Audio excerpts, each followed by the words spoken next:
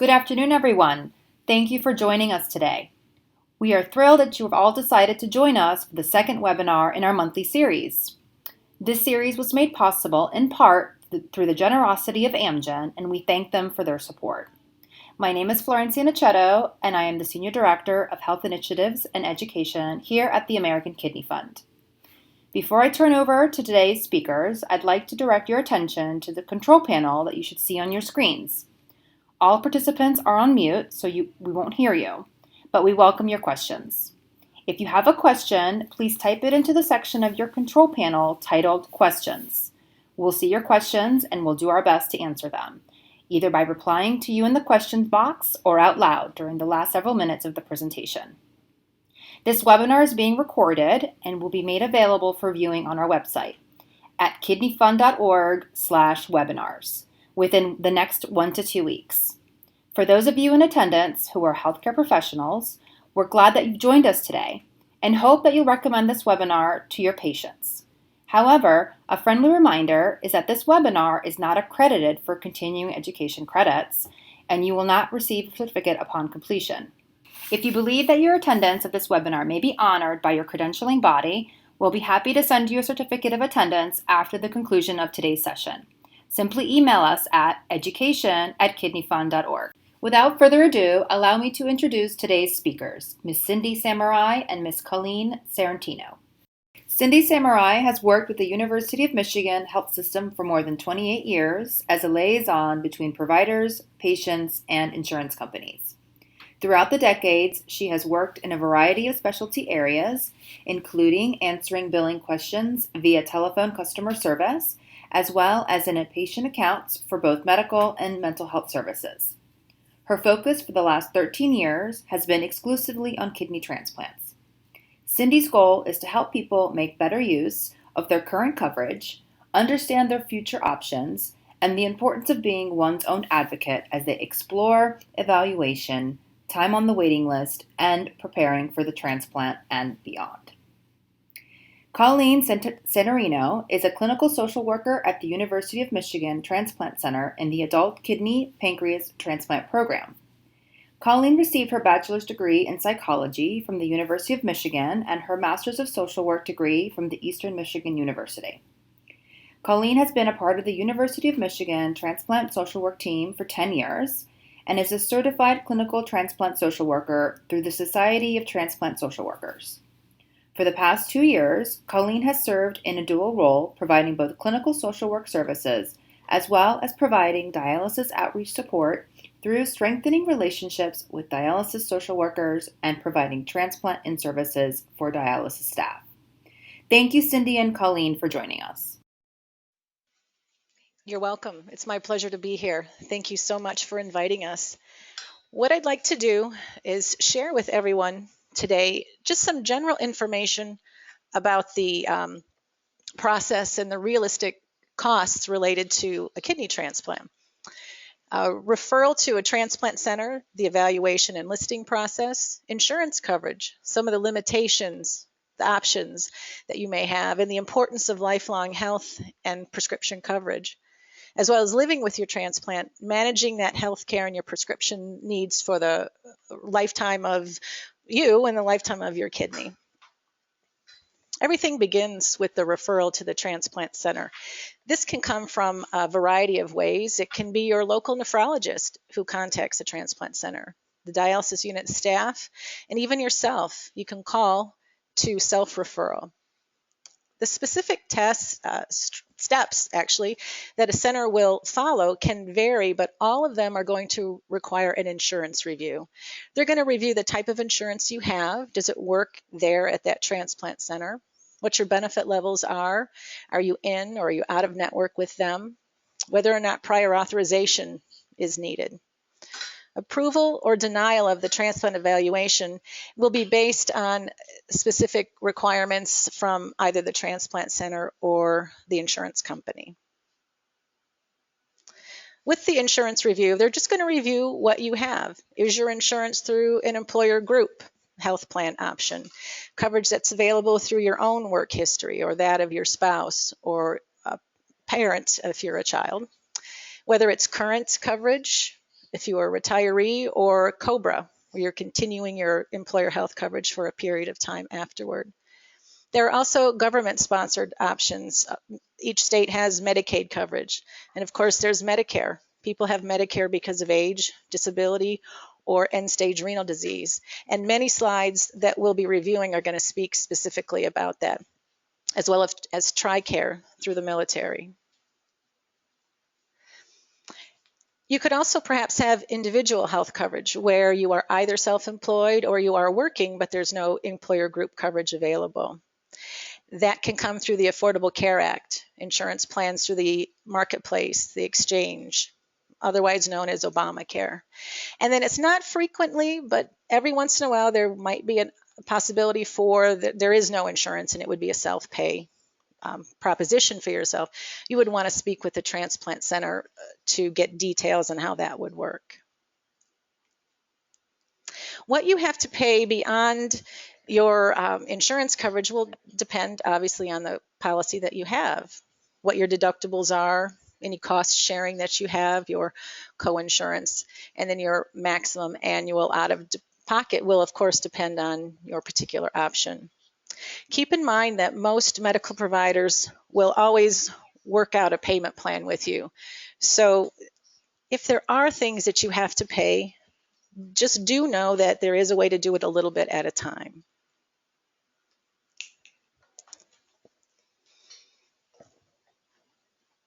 We're having just a momentary technical difficulty. I'm not able to advance the slide. Gives you more time to think about the fact that you can make payment arrangements. So one of the biggest aspects of this, and that can be the most confusing to people, is when you're in or out of network. So where you seek your medical care really depends on the type of coverage you have. It's very important to realize that coverage is it's best when you are able to stay in network. Be aware of the fact that if you were to go out of network, that you will never necessarily have 100% coverage. By that I mean an insurance plan may say it is okay to go out of network, but when you have this, the depiction you see below actually gives you an example of this, where the diagram of in-network, each amount you have to pay definitely looks less than it is when you're out of network. So it is better to seek coverage where you have the best coverage.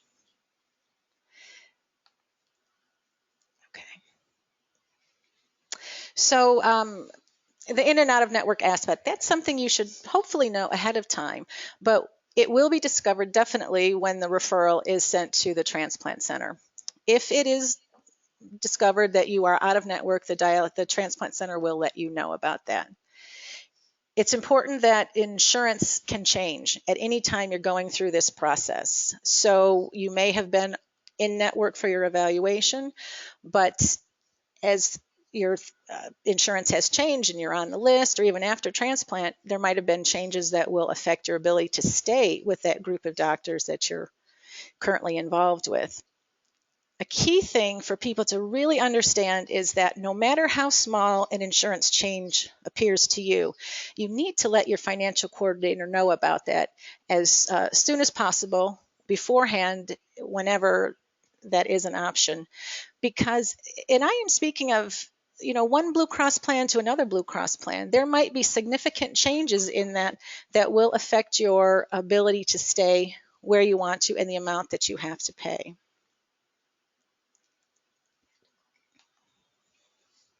Now, there is another level to this. There's always in and out of network that you might have to deal with, but sometimes when you get down to transplant level benefits, there can be transplant networking, where your medical provider might be in network with your insurance. You could go there to see your nephrologist.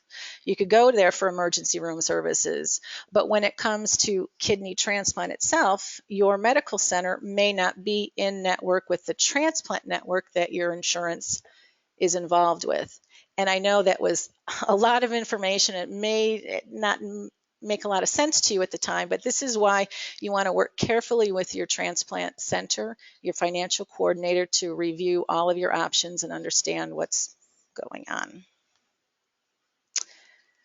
If you had issues such as the networking hurdles to jump over. One of two things are going to happen for you. First of all, you may find that there is absolutely no coverage at the transplant center you really wanted to go to. You would have to go somewhere else. Other times, your plan may have built in a level of flexibility where they'll say you can go to an out-of-network facility, but you're going to have limitations.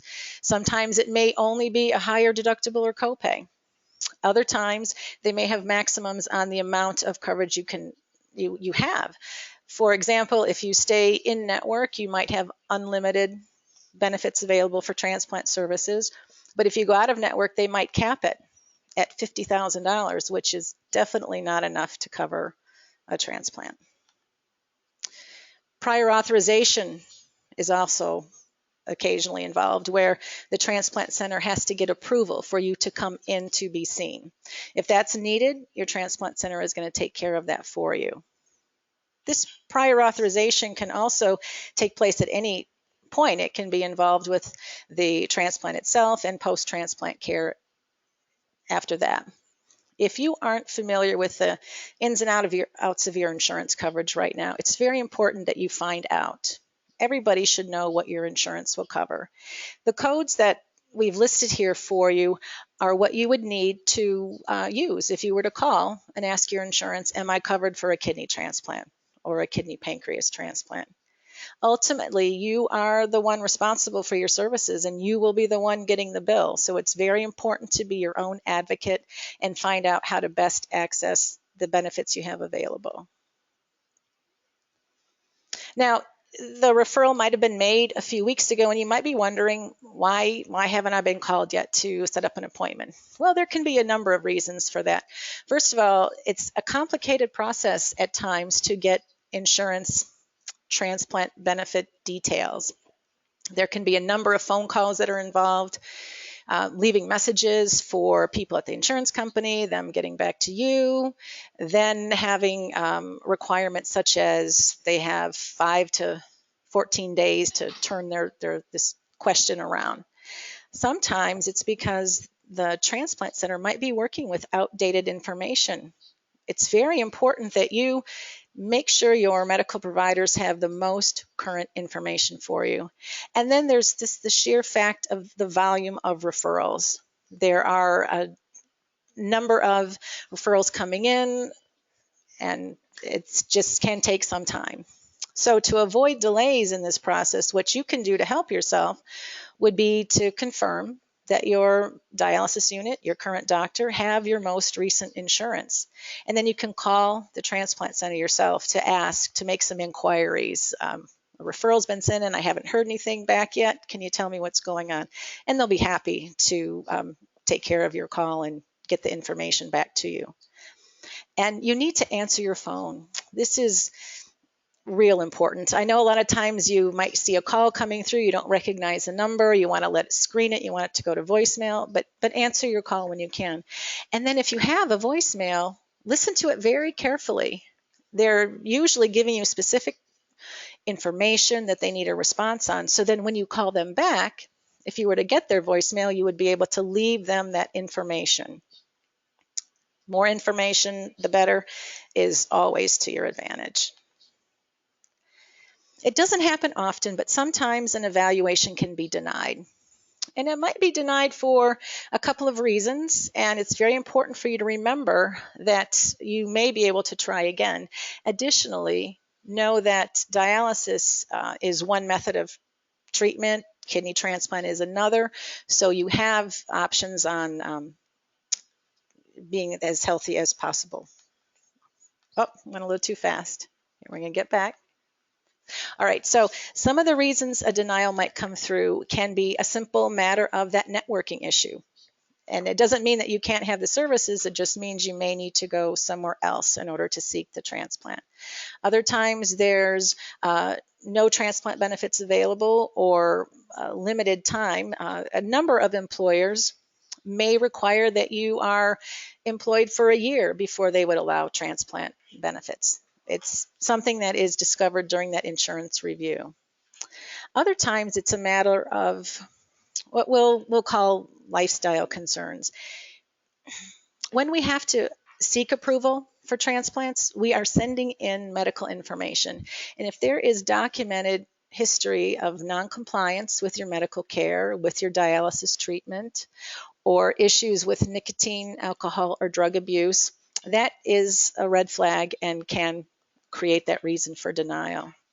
Decisions to deny the evaluation can come from either the insurance company or the transplant center.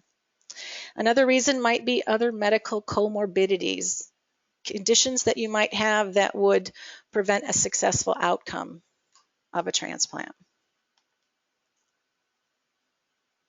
You would be told if your evaluation was denied, and you'll be given the reasons for that. And again, remember that while transplant may have been denied or delayed, dialysis will not be.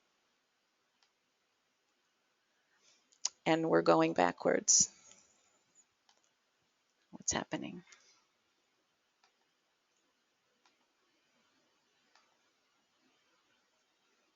We did that one. Okay. So when you do get approved, your evaluation is set up. This is your opportunity to explore transplant, find out if it's going to be an option for you. And during that evaluation day, you're going to meet with your nephrologist and a transplant surgeon, where they'll be able to examine you and review your past and your current medical history. Now, you may not meet your nurse coordinator that day at the evaluation, but you're going to have one. And your nurse coordinator is a very important person for you to be familiar with and to stay in contact with. He or she would take care of all of your medical aspects of your care while you're on this, going through this process. If you have any medical issues, you want to let the nurse coordinator know. You'll also meet with a social worker, where they are there to discuss the transplant option for you. It's important also that you bring along a support person to that evaluation appointment, so that they are there to provide information to the social worker as well as to how they'll be able to help you with transportation, medical care after your, or personal care after your transplant and whatnot. Then you'll have a financial coordinator. Again, you may not meet that person on that evaluation day, but you will have one. And that is your contact to review current, future, and any insurance changes that might be taking place. You also may meet with a dietitian during your evaluation to discuss ways to enhance your health as best as possible. During an evaluation day, there isn't a whole lot of medical testing that's done. Generally, some basic lab work, chest x-ray, and EKG is all you really need to do that day. So after that evaluation day, you'll wonder when you're going to find out if you're going to be a candidate or not. And typically, you're going to get notified within 2 weeks of the outcome.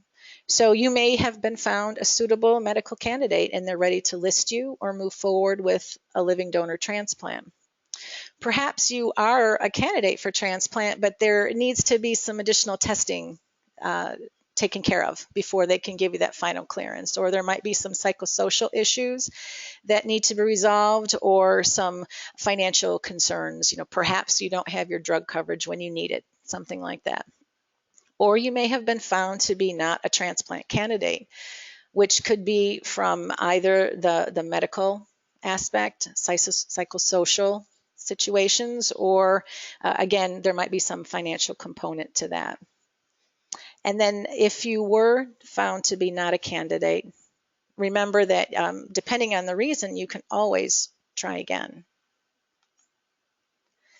People often ask me, how much does a kidney transplant cost? And so as I was researching this, I found some information for you. And these figures here are just estimates, but it's based on the cost between the initial evaluation and up to 6 months post-transplant. And of course, you don't necessarily have to pay all of that. If you have health insurance, what you're going to be experiencing is just your annual out-of-pocket expense. And I'm speaking of beyond your monthly premiums you pay to have that. And depending on your plan, I know it's not frequent, but I have seen those policies where there is no out-of-pocket expense, or it might be a few to a, $6,000, $10,000. Again, remember, you can make payments on those things. Now, of course, if you don't have health insurance, then yes, that is what you would expect to pay for a transplant. Keep in mind, though, that that is an estimated figure. Depending on your situation, are there complications? Were there no complications? It could be significantly more or surprisingly less. And a lot of transplant centers are going to offer discounts for self-pay. So it may be even a little bit less than that. Prescription costs are going to be your long-term expense that you would want to be concerned with. And annually, they can run between $5,000 and $13,000 for your immunosuppressive drugs. Now, monthly, when you break it down monthly, you may find that it's not that different than what you're currently experiencing.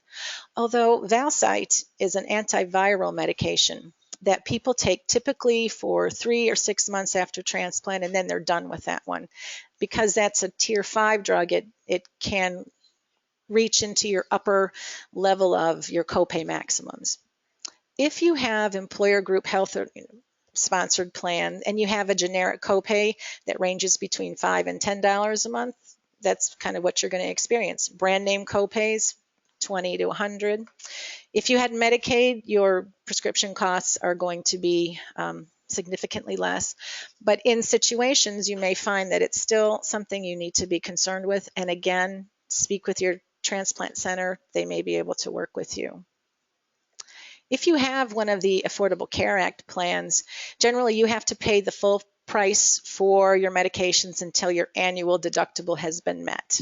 And the deductibles for those plans, depending on if you get government subsidy or not, can range between $500 or $5,000, can sometimes be more, but that's what you might be looking at. And then once you've met that annual out-of-pocket, then your prescriptions would be covered 100% for the rest of the year. It gets a little more complicated when we're talking about the Medicare Part D plans.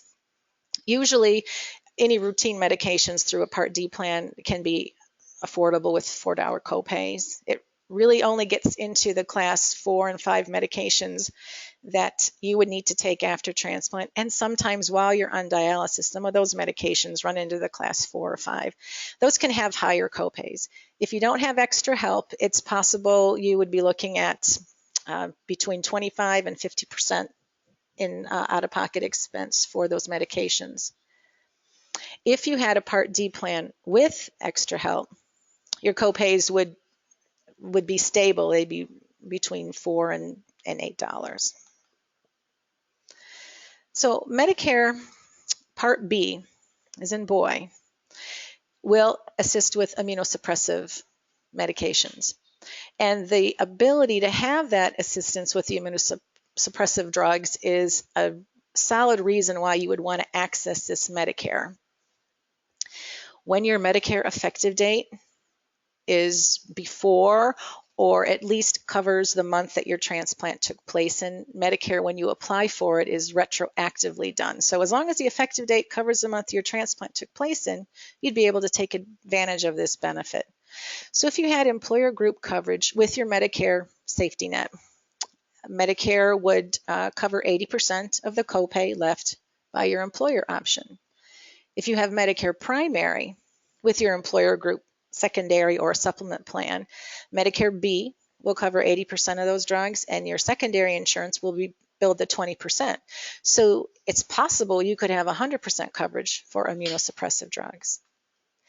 If you didn't take advantage of Medicare, and when you eventually had Medicare, if the effective date is after that transplant, Medicare B would not pay for your immunosuppressive drugs. That would be covered through the Part D plan, which could leave you with significantly higher copays.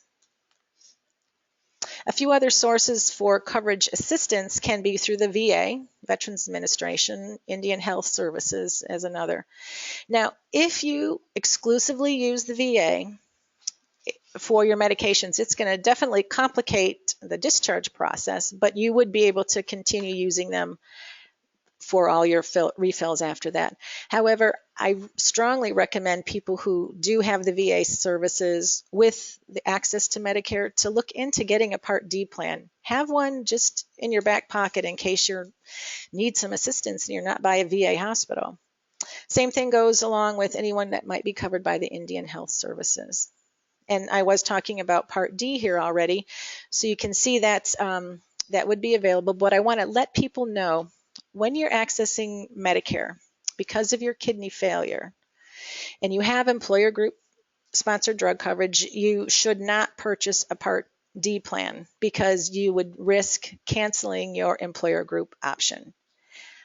Again, if you have questions, talk to your financial coordinator or your social worker at either the dialysis unit or the transplant center.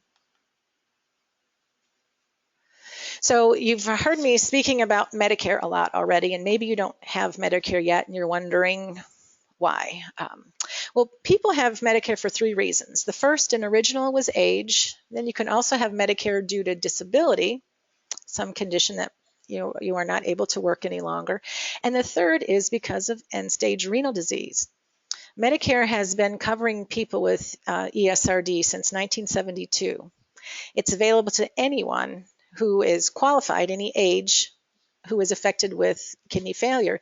You have to be on dialysis or have had a transplant to take advantage of this, but it would be something possibly available to you.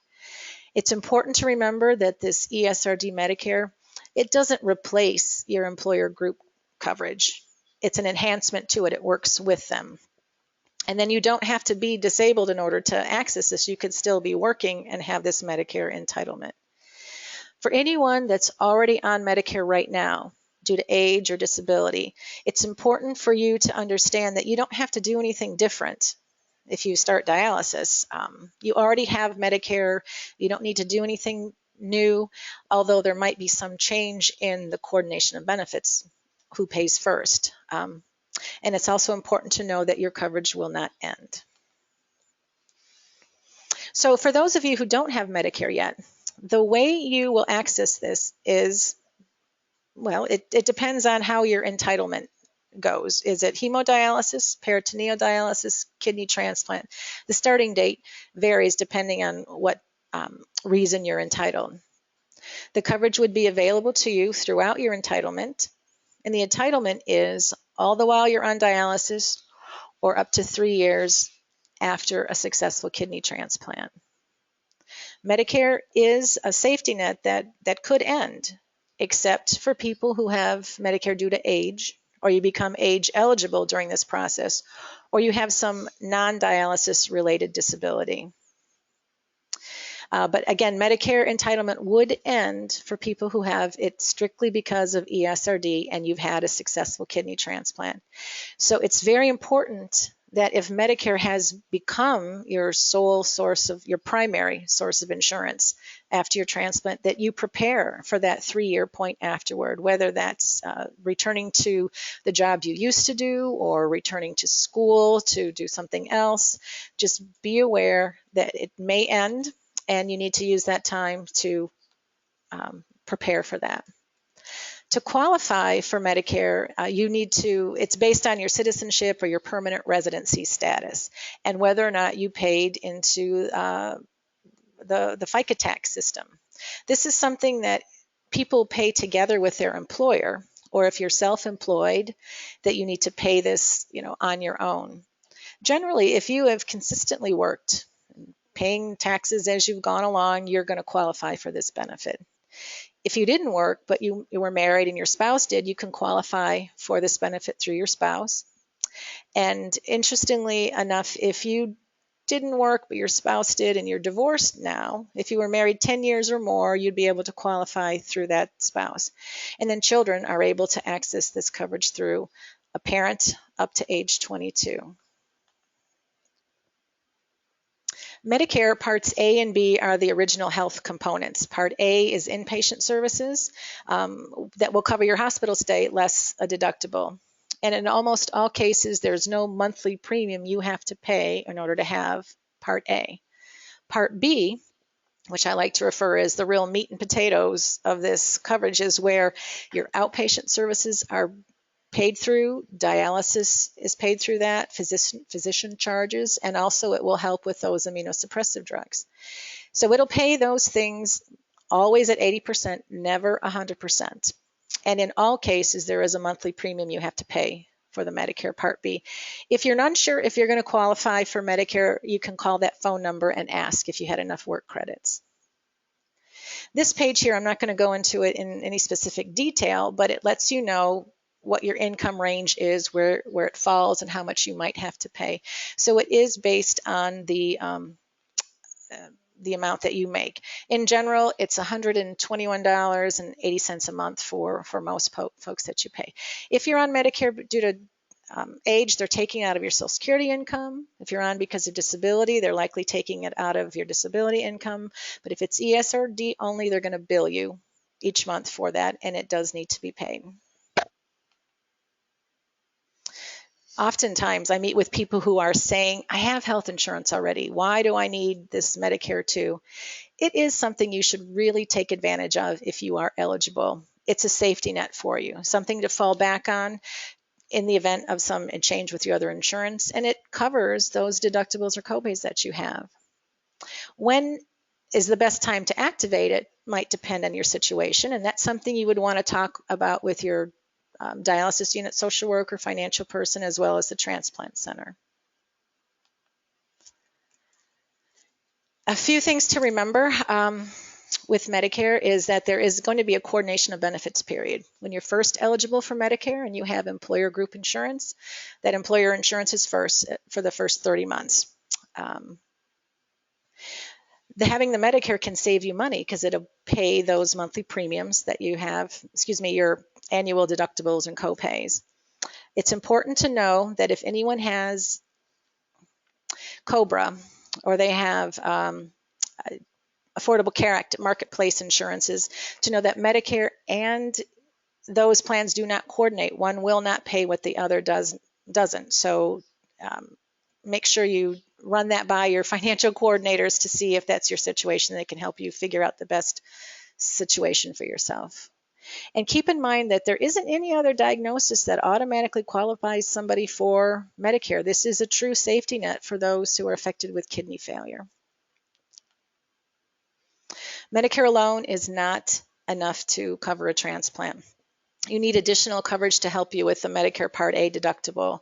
And remember that Part B only pays 80%, so that could leave you significant cost to come out of your pocket. So you need to have a secondary insurance. Some options are for secondary insurance. When you're over 65, there's more to choose from. Although, and unfortunately, some of them will deny people with chronic kidney failure. But there are more options to choose when you're over 65. When you're under 65, the options are limited. In Michigan, where Colleen and I work, our patients are fortunate that there is an option for them, but I recognize that people throughout the nation, sometimes your state does not have as many options, and this is where I'm going to have to absolutely direct you to your local financial folks to help you understand what your choices might be. And then you can always look into Medicaid, see if you qualify.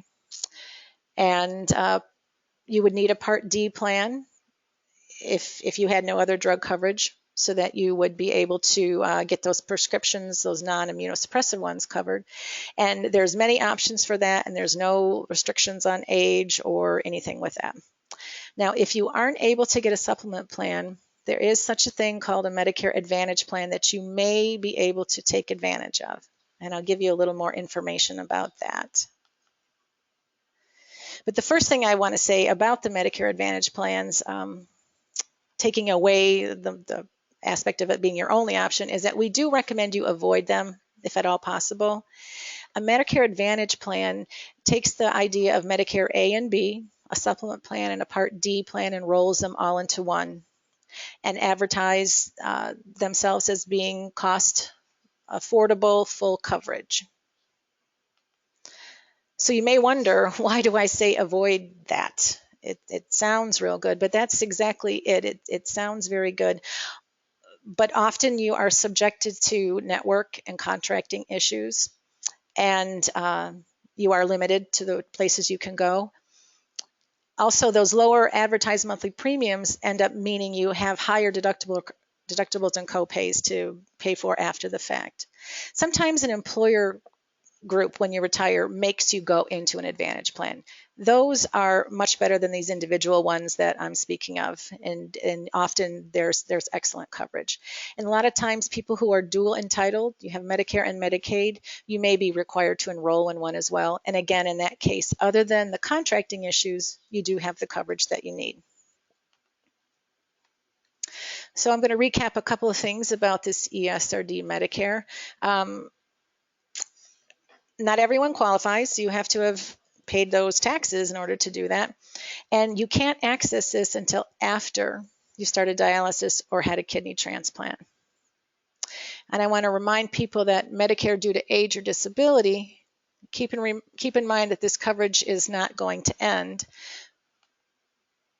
But if you have Medicare because of ESRD only, then it is currently set up to end 3 years after a transplant. If coverage was activated at the time of your transplant, remember you're going to be able to get that benefit through the immunosuppressive drugs. And then when you get Medicare again later on due to age, it'll return to you.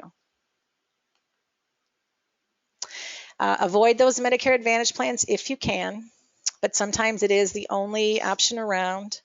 And Medicare Part D plan is needed if you don't have other prescription options and you are eligible for Medicare. And I'm going to turn it over to Colleen now, who's going to give you some additional information. Thank you.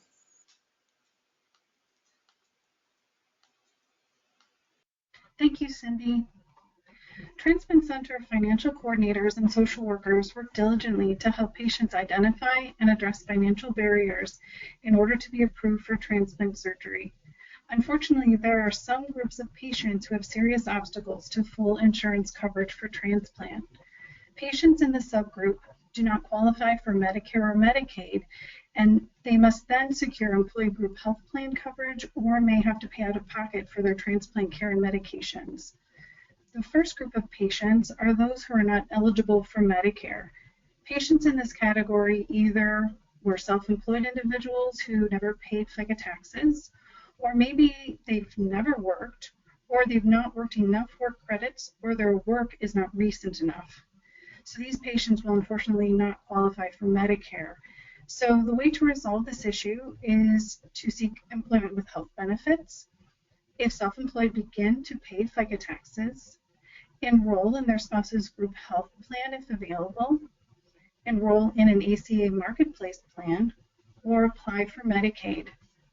Another subgroup of patients with obstacles are those with a Medicaid spend down only.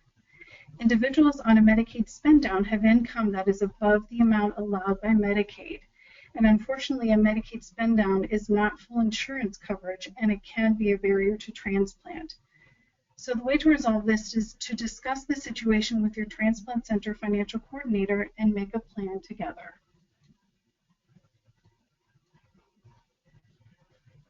So I'm not able to advance the slide.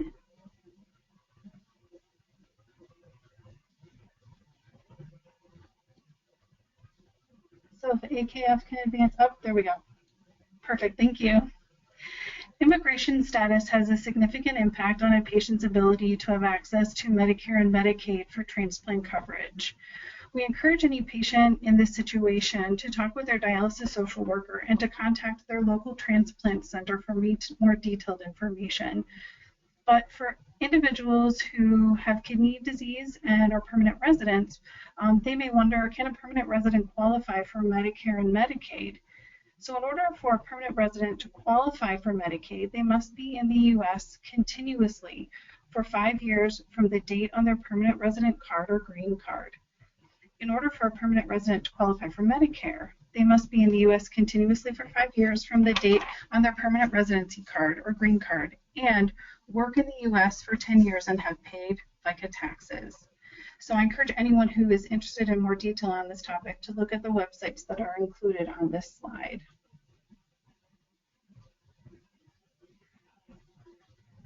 The last group of patients is actually with the previous slide, I apologize, with significant roadblocks to transplant coverage are undocumented immigrants.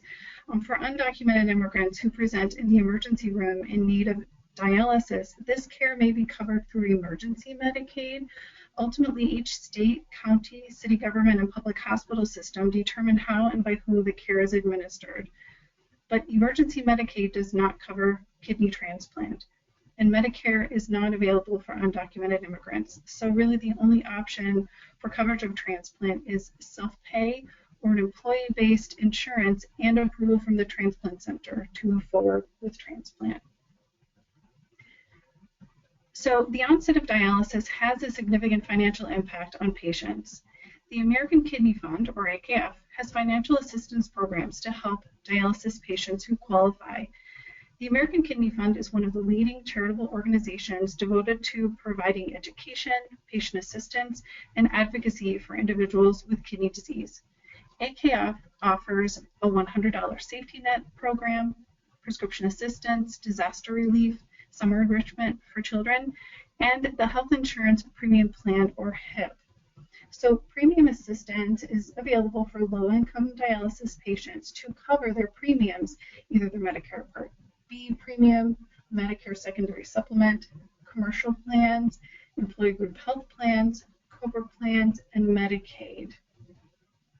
Your dialysis social worker can help you access these services. For dialysis patients who qualify for the health insurance premium plan to pay their insurance premiums, the financial relief that this program provides is invaluable.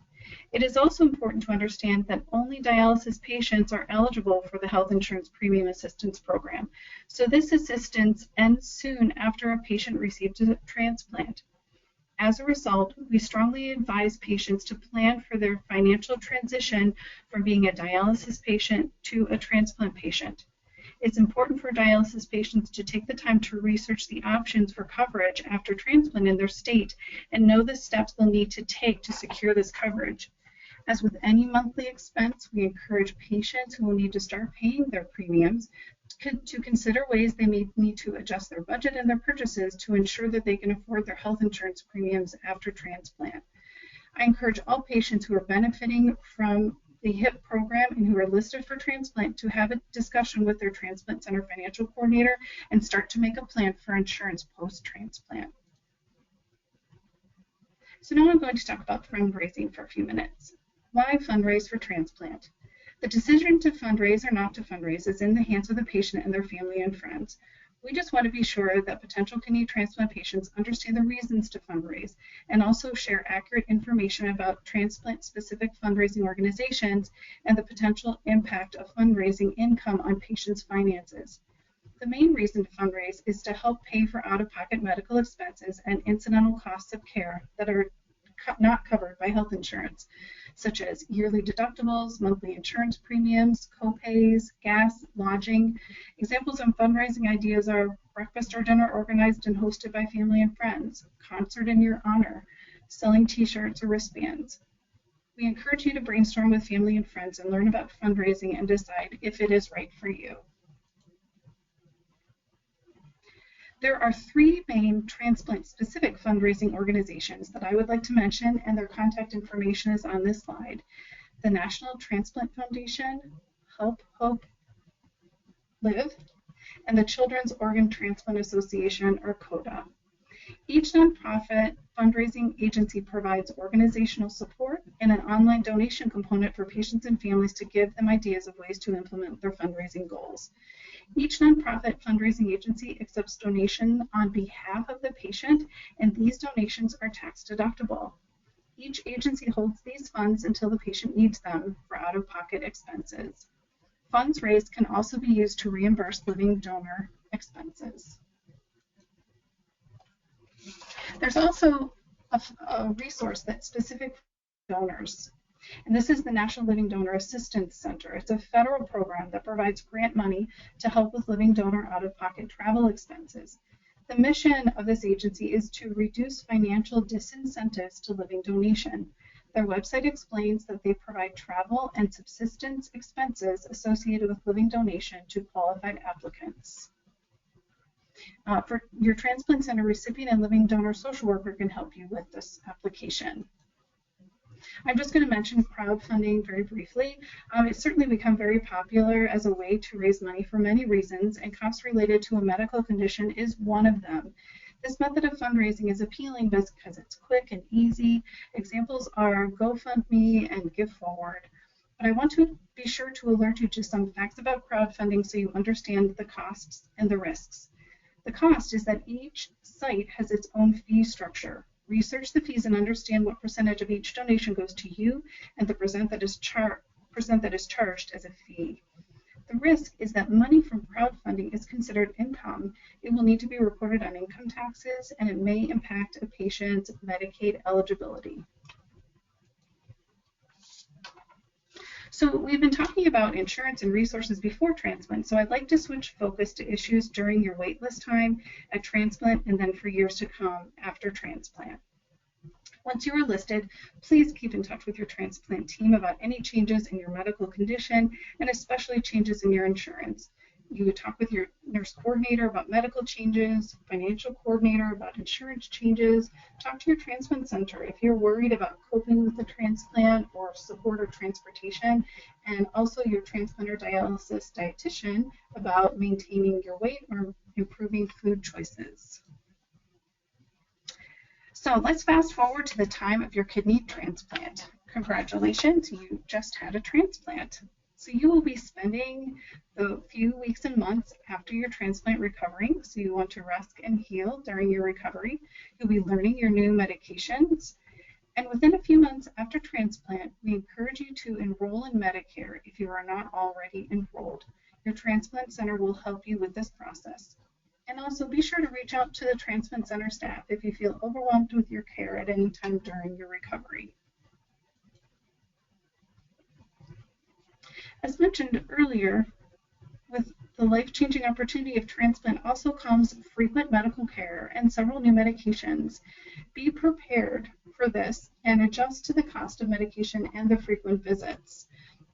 You will have weekly visits, most likely, for a period of time, and that will mean an increase in visit copays for the first few months after transplant. You'll have an increased number of medications, so your medication copays will increase. If you need Valsite, that may be expensive. As Cindy had mentioned, it is an upper tier drug. You'll also have transportation and maybe lodging costs. So if you did happen to fundraise before transplant, your fundraising money can help with these out-of-pocket costs. If not, be sure to set some money aside for these costs after transplant. So now let's talk about how to maintain your kidney transplant health for the long term. Remember, end-stage renal disease Medicare ends after 36 months or 3 years post-transplant, so you will need a plan. Some patients are able to go back to their previous work after transplant. Other patients take the 3 years Cindy mentioned to retool for other employment by going back to school or to a training program. The goal for all patients after this 3-year period is for them to have an insurance plan so that there will be no gaps in coverage or in their ability to access their immunosuppressant medication, their clinic visits, or their lab tests. So the following are some options for insurance when your Medicare ends.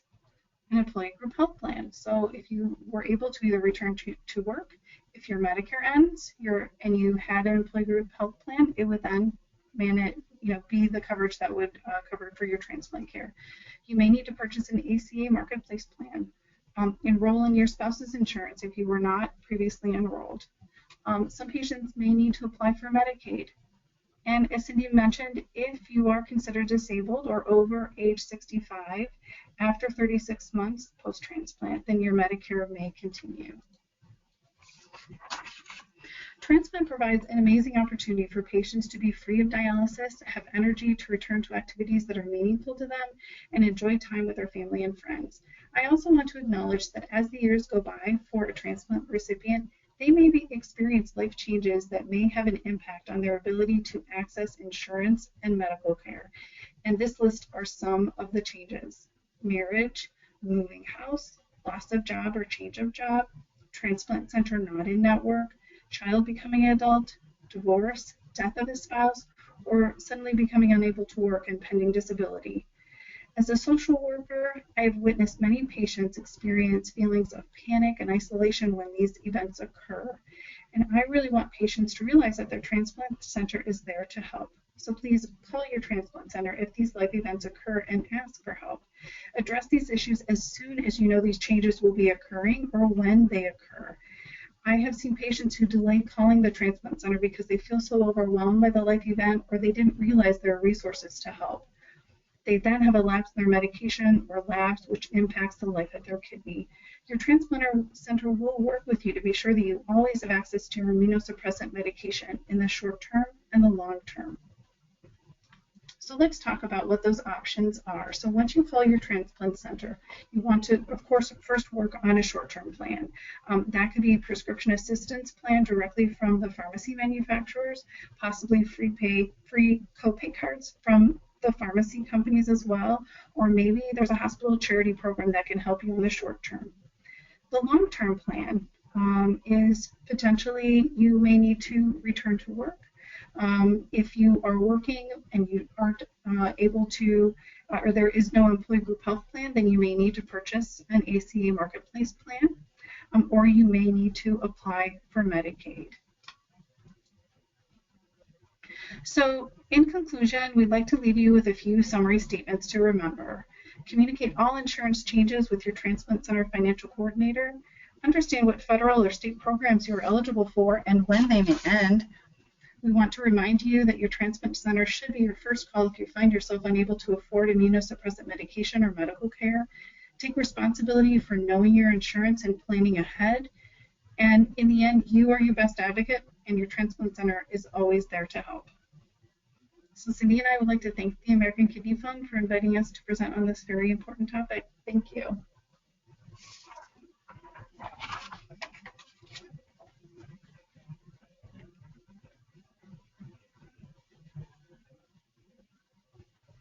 Okay, good.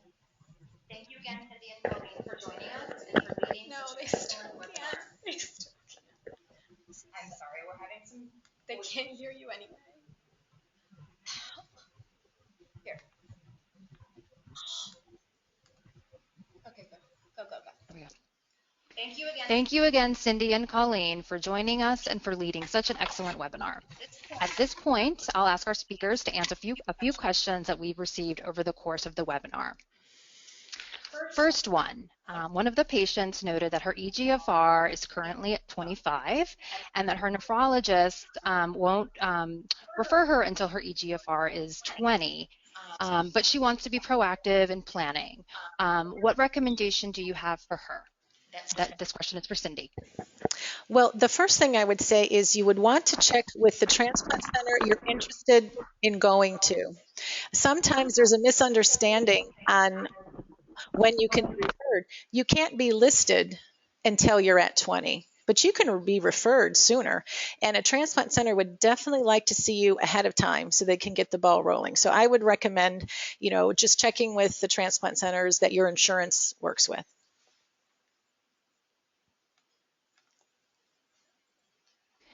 Okay, and the next question is, what are the incurred costs for someone who's donating a kidney? What if the donor is a family member? And this question is for Cindy. Okay, thank you. I wanted to address this one. It's important for people to understand that donors are not supposed to be billed for anything. There is no cost to a donor.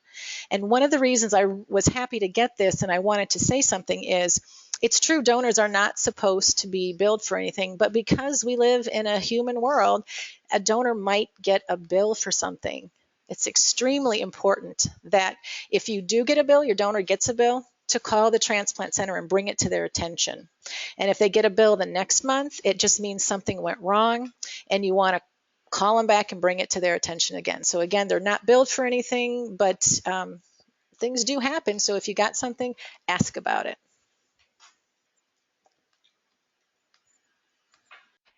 And the last question is for Colleen. Can you talk a little bit more about the Spend Down Medicaid program and how it works? Well, so for patients who may have a very modest income, they would need to apply for Medicaid But Medicaid has a very low threshold, excuse me, for granting full Medicaid. So if an individual is, even a few dollars over the amount that is allowed in their state, they would then be given a Medicaid spend down. I wonder if Cindy can also kind of add some more detail, because there can be situations where a Medicaid spend down is very low, and so a transplant center might actually work with a patient with only a Medicaid spend down. So I'm going to throw that back to Cindy for a second. Okay, sure, Colleen. Yes, if the spend down is not that great, an example I'd like to give is this. It'll help you explain a spend down. Let's say I'm applying for Medicaid. I'm a single individual, no minor age children. Maybe I bring in $1,000 a month, but the cap for someone to apply for Medicaid would be $500. So that I'm $500 over that each month. That's a $500 per month spend down. If your spend down is less than that, a transplant center might not even be concerned about it. However, this is where it's my experience in Michigan, people are able to access supplement plans. So a spend down would simply mean you get a Blue Cross supplement plan. I realize it's not the same in all states. So you would really need to check in with your individual transplant center. But my advice to you would be to do fundraising. Start now, start early, and keep it a long time. But as Colleen was saying, be very, very careful about fundraising. And make use of those organizations that are in the slides that you'll see later, because there you're protected from taxing and having it look like an asset. But consider fundraising, put the money in the best source for you.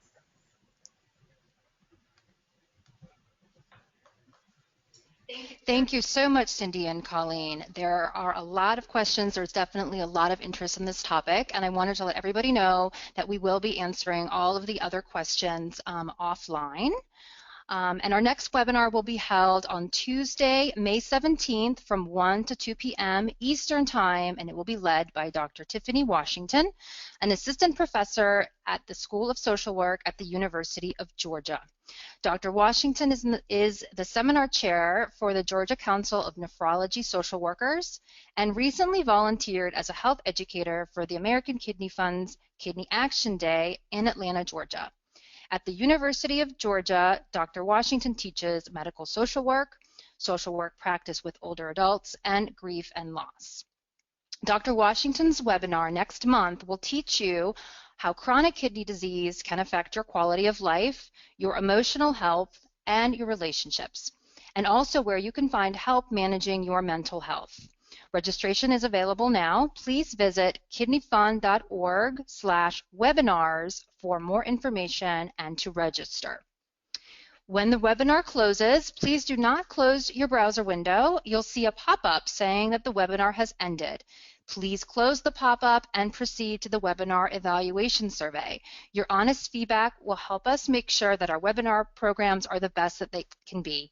And from the American Kidney Fund, we thank you for taking the time today to listen to Colleen and Cindy. Thank you so much.